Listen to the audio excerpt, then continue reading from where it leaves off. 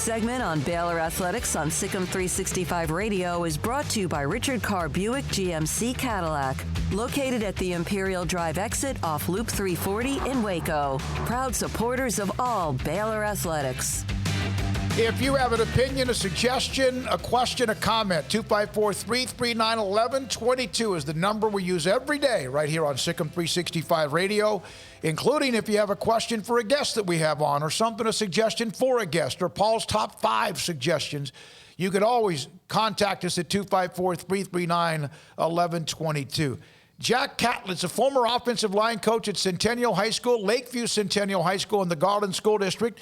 If you heard or listened to any of the Jeff Grimes interview on YouTube over the weekend, it was about 25 minutes long, and part of that he mentioned 2 coaches who stood out to him along with others, but 2 in particular he learned something from early, and one of them was Frank Beamer at Virginia Tech. The other he mentioned was Jack Catlett. In fact, he mentioned Coach Catlett first. He joins us on SicEm365 Radio. He was the offensive line coach at Centennial. And Coach Catlett, I know you're retired, and you and I had a nice conversation last night, but what's the first thing you recall when you saw a young Jeff Grimes coming through the system at Centennial High School? Well, the first thing I recall is he's 6'5", and you can't coach 6'5". You know what I mean? Mm-hmm. I've tried to coach a lot of kids that were 5'5" to be 6'5", and it wasn't possible. So he had nice size. He had nice size. Coach, can you tell players that have the coaching gene in them, like Coach Grimes has when they're young?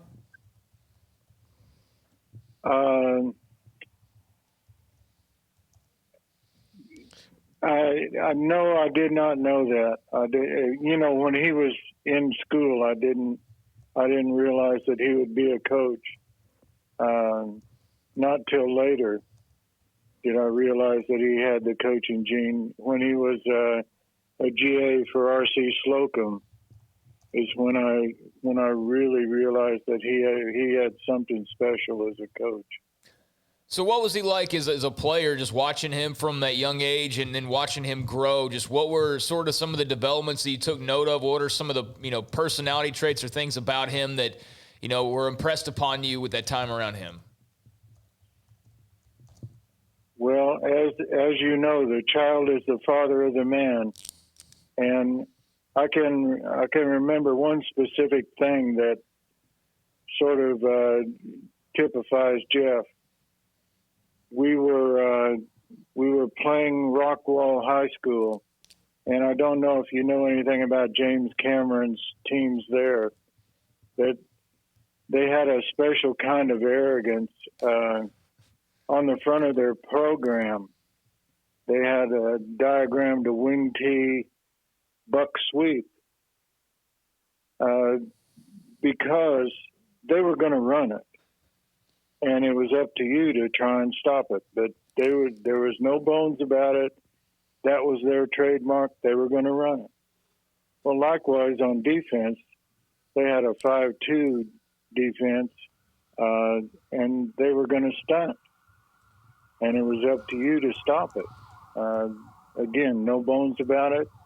They figured they were good enough. They could tell you in advance what they were going to do. So, to make a long story short, for pass protection, Jeff was a guard at the time, and for pass protection, I had him double keying on pass pro. In other words, he had to first see if the linebacker was coming on a stunt. If he wasn't, he had to move quickly back and out to the outside to pick up the defensive end. Well, it's hard to do. It's hard to do, very hard, especially if you're not 6'5" and having coordination trouble, which, Jeff was at the time. As you know, big guys are slow, late developers. And Jeff was having considerable amount of trouble doing it. And odds are that Rockwell was going to beat us anyway. But he wouldn't let that stand.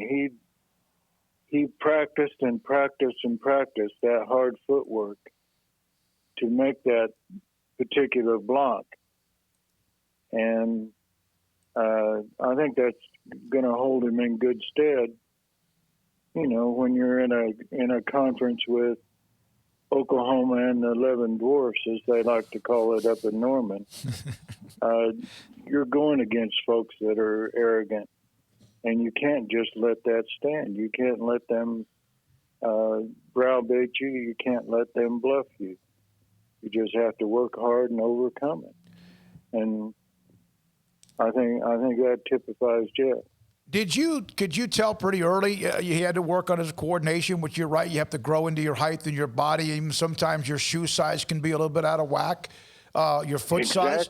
Did you notice he was cerebral early on? Because we hear about how he is a football coach, but he's a very brilliant young man.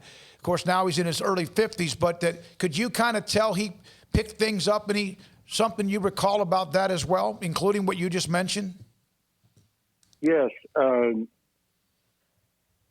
I assume you know what gravitas is. Mm-hmm. The difference between charisma and gravitas. Jeff has gravitas. He's not flashy, not going to be the hit of each party. You know, when he walks in a room, I don't imagine that everything lights up. He's just solid, steady, hardworking, grind it out, that kind of guy. And he knew that hello? Yeah, you're here. Okay. I just had something go off.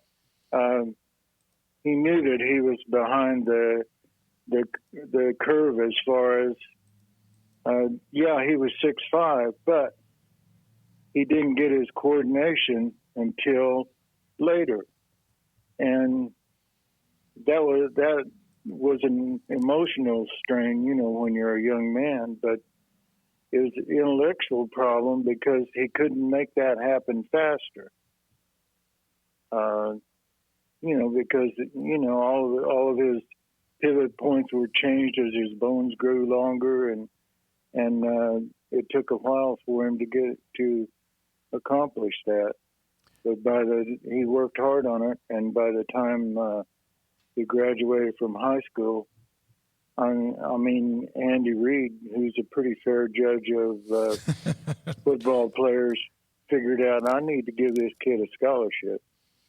So, he recognized what he had coming out to UTEP. Jack Catlett, former Lakeview Centennial offensive line coach, with us on SicEm365 Radio. That's where Jeff Grimes played his high school football. Yeah, Coach, that's might be that's very subtle how you put that. Andy Reid is a pretty fair judge of talent, but what does those things at all make a coach? When they're a young player, the intellectual and then having to deal with the physical, how much does that help, maybe even just in your personal experience that you had to go through something that you can now tell someone like, look, it's not as hard as you're making it. You just have to just take a step back and look at the whole picture. Sure. And that's amazingly tough for a young person to look far in the future. It's very, very tough for them. Again, as you know, they want it to happen right now, especially in today's culture, but it's always been that way. And Jeff knew that he had to go through a rough period, learning a certain set of skills before he could become accomplished at it. And when you're going through that learning stage, it's like learning to ride a bicycle for the first time. You're going to fall. Until you feel confident and acquire the skills. And it was the same thing with him. And it's the same thing with any young man, with anyone doing any complicated procedure. I wouldn't like to be the person that had brain surgery from a rookie, you know? Yeah, no, you're right. Somebody had to be the first one. Coach, one of the things that Jeff mentioned over the weekend was that what stood out to him, especially with you, was that he said you stayed after practice and spent a lot of extra time with him. And that kind of is something, even to this day, many years later, he still remembers. So did you realize at the time, I know you were trying to just make him a better offensive lineman and deal with some of the things he was dealing with, his growth spurt and all that, but did you realize at the time sometimes that you're making that kind of an impact on someone who's now climbing the ladder in big-time college football? I don't actually recall thinking that going through my head, but I do recall that Bobby Ewell, who was the head coach at Lakeview Centennial at that time, he told me one time that every kid in a program has to have one coach at least that has faith in him, that has confidence in him, that believes in it. And that was the case with Jeff. Early on, we didn't know if he was going to become a player, but I thought he could. And I was that one coach, I guess, for Jeff. And I guess that formed a bond between us. How proud are you of him? I'm very proud of him. He's a fine young man, and I can call him a young man because I'm very old. He's a fine young man. I couldn't ask for any better young man to come through me. That's awesome. Hey, Coach, thank you. It was great to get to know you last night. Appreciate you so much for your time, and obviously what you did obviously made a difference with Jeff as a player at UTEP and eventually a coach throughout his career. Thanks for your time so much, and good luck. Well, thank you. I appreciate you calling me. Jack Catlett, former Lakeview Centennial offensive line coach. I think Coach might have been a pretty good basketball coach there as well. Joins us, and thanks for his time on SicEm365 Radio.